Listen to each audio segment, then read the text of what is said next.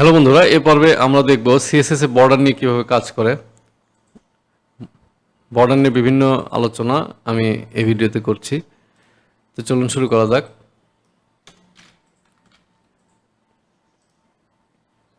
এখানে আমি একটা বক্স নিয়ে নিয়েছি, তার মধ্যে H1 নিয়েছি, এখানে প্যারাগ্রাফ একটা ডেমো টেক্সট ব্যবহার করেছি। এখন আমি এর জন্য সিএসএস লিখি। এখানে বক্স নামে একটা ক্লাস নিলাম, সেখানে হচ্ছে আমি বক্সের একটা ওয়াইড দিই, 560 পিএক্স দিলাম। এটা ইচ্ছা মতো দিছি, আপনারা ইচ্ছা করলে এটাকে 560, 200, 300 যেটা ইচ্ছা সেটা দিতে পারেন। আচ্ছা, মার্জিন আমি দিচ্ছি হচ্ছে 200 পিক্স অটো, মানে উপরের নিচে 200 পিক্সেল ছেড়ে দেবে, আর ডানে বামে সে কীভাবে মাঝখানে যাবে, এজন্য এটা লিখলাম। আচ্ছা, তারপরে আমার হচ্ছে বক্সের মধ্যে আমার কিন্তু H1 আছে, আবার হচ্ছে বক্সের মধ্যে পি আছে। তো সেক্ষেত্রে এখানে আমি দিচ্ছি মার্জিন 20 পিএক্স, আর হলো প্যাডিং দিয়ে একটা প্যাডিং দিয়ে হচ্ছে 10 পিএক্স দিলাম। আচ্ছা, এখন দেখতেছি আমার এটা এমন দেখায়। হ্যাঁ, আচ্ছা, তাইলে আমরা আগে দেখি একটা বর্ডার কিভাবে দেয়। নর্মালি একটা বর্ডার কিভাবে দেয়, আমরা যখন দ্রুত কোড লিখি, টুকটাক বর্ডারের প্রয়োজন পড়ে, তখন আমরা এইভাবে লিখি border 1px or 2px solid, যে কালার দেবো সেই কালার। এখানে লিখে যদি আমি এখানে রিলোড করি, তাহলে দেখতেছি একটা বর্ডার চলে আসছে। তো এটাকে ভেঙে ভেঙে বিভিন্নভাবে লেখা যায়। তো আসেন দেখি, এই বর্ডারটা আমি এখান থেকে ফেলে দিচ্ছি। এখানে আমি লিখি হচ্ছে বর্ডার স্টাইলটা আমার কি হবে সেটা লিখব। বর্ডার স্টাইল আমি দিচ্ছি সলিড আপাতত বোঝার জন্য। তারপর হচ্ছে বর্ডার ওয়াইড হবে, বর্ডার ওয়াইড দিচ্ছে 1px। তারপরে হচ্ছে বর্ডার কালার দিচ্ছি রেড। তাহলে কি আমি কোনো চেঞ্জ দেখব? না, এখানে আমার কোনো চেঞ্জ হবে না, কারণ ওই এক লাইনে যেটা ব্যবহার করছি সেটা আমি 3 লাইন লিখে একই কাজ করতেছি। আচ্ছা, তাহলে 3 লাইন লেখার সুবিধা কি? আমি 3 লাইন লেখার সুবিধা, এখানে আমরা বিভিন্নভাবে এগুলোকে এডিট বা মডিফিকেশন করতে পারি। এখানে আমি যদি লিখি হিডেন, তাইলে আমি কি দেখব? এখানে আমার বর্ডারটা হারায় যাবে, কোনো বর্ডারটা দেখতেছি না। আচ্ছা, আমি এখানে যদি লিখি ডটেড, তাহলে আমি আচ্ছা, এখানে পিক্সেল ওয়াইডের পিক্সেল আমি এখানে 10 পিক্সেল একটু মোটা করে দিলাম যাতে বুঝতে সুবিধায়। এখন দেখছি ডটের একটা বর্ডার চলে আসছে। আমি যদি লিখি ডাবল, তাইলে এখানে ডাবল চলে আসবে। এখানে যদি দেখি, তাহলে এখানে দেখতে ডাবল একটা বর্ডার চলে আসছে। আচ্ছা, আমি যদি এখানে লিখি হচ্ছে, যদি আমি 3D টাইপের কোনো বর্ডার করতে চাই, সেক্ষেত্রে লিখবো গ্রোফ লিখলে এখানে দেখবো আমার এটা 3D টাইপের একটা বর্ডার চলে আসছে। আচ্ছা, এখন আমি যদি চাই ডানে বামে আলাদা আলাদা পিক্সেলের আলাদা আলাদা মেজারমেন্টের বর্ডার হবে, এটাও করতে পারি। তো এখানে আমি সলিডে আপাতত সলিড লিখতেছি, সলিড বোঝার জন্য। এখানে আমি কি দেব? ওয়াইড হচ্ছে আমার প্রথমটা হচ্ছে টপ বটম, দেন পরেরটা হচ্ছে লেফট রাইট। এখানে দিচ্ছি 5px, তাহলে টপ বটম 10 মোটা, লেফট রাইট একটু চিকন 5, এরকম হবে। আচ্ছা, আমি যদি এখানে কি করতে, টপকে আলাদা, রাইটকে আলাদা, বটমকে আলাদা, লেফটকে আলাদা এভাবে করতে চাই, এটাও করতে পারি।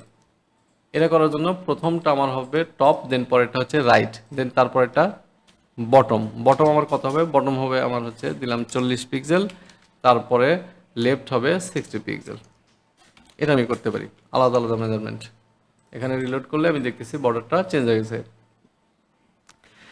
আচ্ছা, এখন আমি যদি চাই যে আলাদা আলাদা সাইডে আলাদা আলাদা বর্ডারের কালার হবে, সেটাও করতে পারি। তো এজন্য এখানে লিখব গ্রিন, আমি আলাদা কালার দিচ্ছি, তাহলে আমার এখানে আলাদা দুই পাশে আলাদা আলাদা কালার হবে, টপ আর বটম আলাদা কালার। এখন আমি যদি চাই টপে আলাদা, রাইটে আলাদা, বটমে আলাদা, লেফটে আলাদা এরকম করতে, তাহলে এরকম করতে পারি। তাহলে প্রথমটা টপ, তারপর এটা হচ্ছে রাইট, তারপর এটা বটমে দিলাম ব্লু, দেন লেফটে দিলাম ব্লু ভায়োলেট, একটা কালার দিলাম। এখানে রিলোড করলে আমি দেখতেছি আলাদা আলাদা পাশে আলাদা আলাদা কালার চলে আসছে। এরকম করা যায়।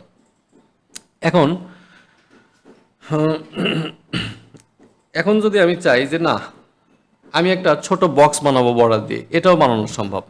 আমি H1-এ একটা বক্স দিচ্ছি, আমি এখান থেকে এগুলো সব ফেলে দিচ্ছি, দিয়ে এখানে যে H1 আছে আমি এখানে লিখতেছি H1, H1-কে আমি কি করব, এখানে বর্ডার দেব। তাহলে এখানে লিখবো বর্ডার লেফট, হ্যাঁ বর্ডার লেফট।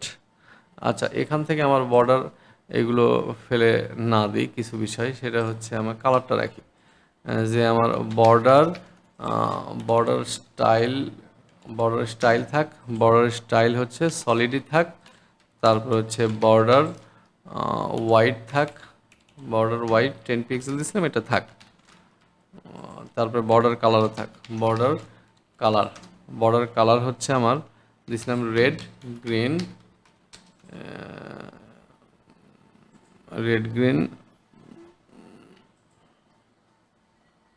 এটা আমার এখানে না লিখলেও চলতো,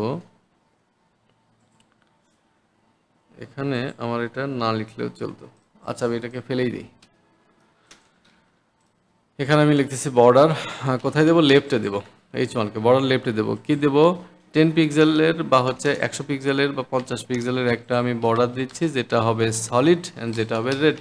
তাহলে এবার রেড কালারের 50 পিক্সেলের একটা H1-এর পাশে একটা বক্স তৈরি হবে, মানে এটা একটা বর্ডার তৈরি হলো। আমরা যদি বর্ডার রাইটে দিতে চাই তাহলে দিতে পারবো না, রাইটে দিতে পারবো। এটা কীভাবে দেবো, এখানে হচ্ছে বর্ডার লেফটের পরিবর্তে বর্ডার রাইট লিখবো, border right 50 PX solid green, আলাদা কালার দিলাম। আমরা যদি টপে বটমে দিতে চাই সেটাও দেওয়া যাবে, এখান থেকে বর্ডার টপে আলাদা দিলে টপে হবে, দেন এখান থেকে আমি যদি বটম লিখি তাহলে বটমে আলাদাটা দিলে আলাদা হবে। আবার যদি আমি কি করতে চাই, পিতে বর্ডার দিতে চাই, তাহলে এখানে আমি লিখবো হচ্ছে এখানে পি লিখে এখানে দিচ্ছে হচ্ছে বর্ডার লেফট, কত পিক্সেল দেবো, দিলাম হচ্ছে 10 px হচ্ছে সলিড, কি কালার দেবো, দিলাম গ্রিন। তাহলে আমার এখানে গ্রিন কালারের একটা বর্ডার লেফট হবে। এখানে দেখতেছি লম্বা একটা বর্ডার চলে আসছে এরকম। এর পাশে যদি আমি একটু ফাঁকা জায়গা রাখতে চাই তাহলে ফাঁকার জায়গা রাখা যাবে। আমি যদি এখানে লিখি যে প্যাডিং লেফট 50 px, তাহলে ফাঁকা জায়গাটা এখানে কিন্তু আমার হবে যে বর্ডারের। আচ্ছা, এটা হচ্ছে কই দিলাম, এটা হচ্ছে মার্জিন লেফট।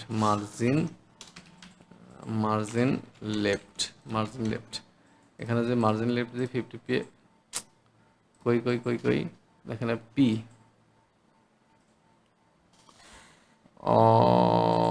এখানে হচ্ছে পি,